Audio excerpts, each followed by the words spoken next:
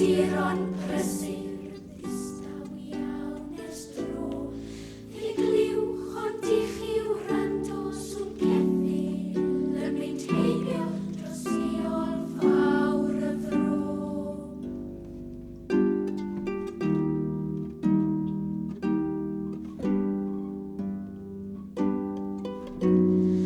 A phwy yw'r marchog hwnnw sy'n mynd mor hwyr y nos dros lawer nant a cafon a thros y wain a'r hos.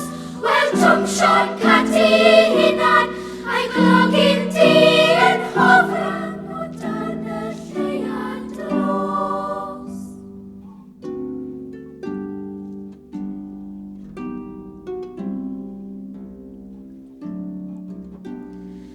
Mae'n aros ar y groesffordd yng nghysgod